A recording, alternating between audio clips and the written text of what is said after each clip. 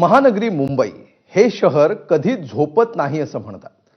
याच मुंबईमध्ये अनेक मंडळी आपली स्वप्न साकार करण्यासाठी जीवाचं रान करत असतात। डोळ्यात आणि मनात भविष्याचं असंच चित्र रंगवत एक तरुणी घरातून निघाली आणि तिला रस्त्यातच मृत्यूनं गाठलं। या प्रकरणी दोघांना अटक करण्यात आली आहे। मुंबईच्या जोगेश्वरीमध्ये नेमकं काय घडलं पाहूया। 22 वर्षीय मुलीचा डोक्यावर सिमेंट ब्लॉक पडल्यानं मृत्यू। घटनेला 3 दिवस होऊन कोणालाही अटक नाही। पोलीस बिल्डरला वाचवतायत का? कुटुंबियांचा सवाल।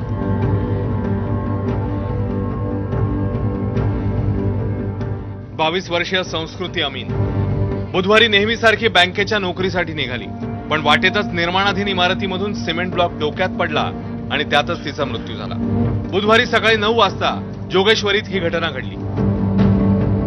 श्रद्धा कन्स्ट्रक्शन कंपनीचे बांधकाम सुरू होतं, त्याच बिल्डरच्या हलगर्जीपणामुळे ही घटना घडल्याचा आरोप ठाकरेंच्या शिवसेनेचे आमदार बाळा नर यांनी केलाय।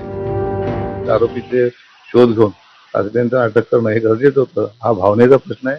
दुर्दैवाने आमचा सहकारी मित्र अनिल कोटियन याची मुलगी संस्कृती 21-22 वर्षाची मुलगी आज या अशा प्रकारामुळे, शासनाच्या हलगर्जीपणामुळे, शासनाच्या उदासीनतेमुळे तिला आपल्या प्राणाला गमवावं लागतं।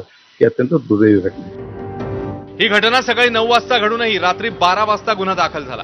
यामुळे मेघवाडी पोलीस बिल्डरला वाचवतायत असाही आरोप आमदारांनी केल्यानं पोलिसांच्या भूमिकेवर प्रश्नचिन्ह निर्माण झालंय। तिचा सकाळी 9 वाजता मृत्यू झाला आणि पोलिसांना गुन्हा दाखल करण्यासाठी रात्री 12-1 वाजले।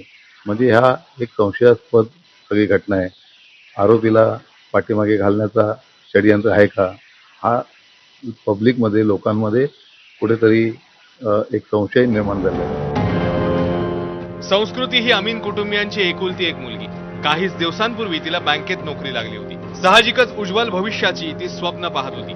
त्याच वेळी हलगर्जीपणा, निष्काळजीपणाने संस्कृतीचं आयुष्यच नव्हे तर अमीन कुटुंबच कोसळलंय। या प्रकरणामध्ये तब्बल 3 दिवसांनी दोघांना अटक करण्यात आली आहे। मात्र बिल्डरवर कारवाई कधी होणार असा प्रश्न आता कुटुंबियांसह समाजातून विचारला जातोय।